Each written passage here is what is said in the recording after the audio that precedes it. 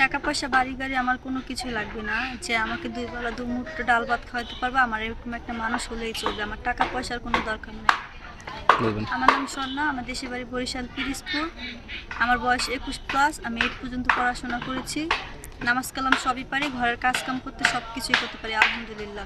সুপ্রিয় দর্শক, আমি স্বর্ণাকে ফুল দেখানোর চেষ্টা করছি। স্বর্ণা একটু হেঁটে আসবেন, আপনার হাতে পায়ে কোনো সমস্যা নাই তো নাকি?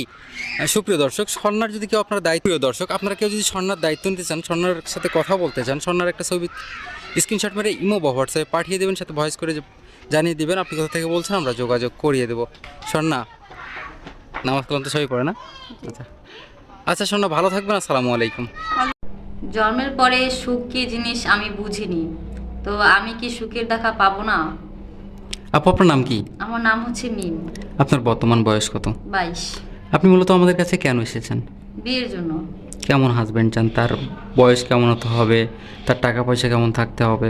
টাকা পয়সা দিতে কি হয়? টাকা পয়সাতে কিছু হয় না, আসল হচ্ছে তার মন। তার মনটা আসলে কেমন। ঘরে যদি খাবার না থাকে তাহলে তো ভালোবাসা জানালা দিয়ে পালিয়ে যাবে। যদিও সে 3 বেলা আমাকে খাবার যদি নাও খাওয়ায়, তারপর আমি তাকে ছেড়ে যাব না। কোনো ভাই যদি আপনার সাথে যোগাযোগ করতে চায় কীভাবে যোগাযোগ করবে? আপনাদের মাধ্যমে। সুপ্রিয় দর্শক, এই মুহূর্তে স্ক্রিনে কি নাম্বার দেখা যাচ্ছে না, মানে ইমো হোয়াটসঅ্যাপ দুটোই আছে। আপনাকে যদি মিমের দায়িত্ব নিতে চান, মিমের সাথে কথা বলতে চান, মিমের একটা ছবি স্ক্রিনশট মেরে ইমো বা হোয়াটসঅ্যাপে পাঠিয়ে দেবেন, সাথে ভয়েস করে জানিয়ে দেবেন আপনি কোথা থেকে বলছেন, আমরা যোগাযোগ করিয়ে দেবো। মিম, আপনার দেশের বাড়ি কোথায়? চাঁদপুর। আপনার ফ্যামিলিতে কে কে আছে? মা আছে, ছোট ভাই আছে। বাবা কি হয়েছে?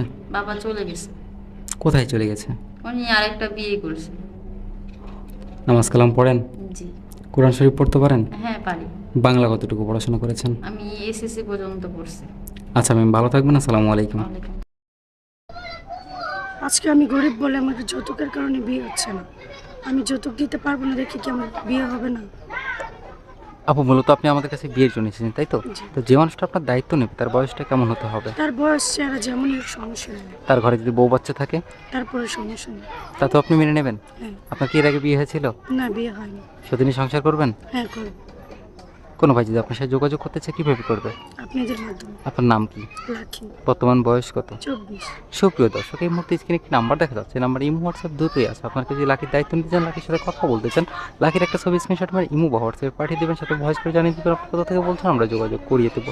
লাকি, আপনার ফ্যামিলিতে কে কে আছে? বাবা আছে, মানে সৎমা। সৎমা কি নিজের মায়ের মতো হয়? না, নিজের মার মতো কখনো হয় না।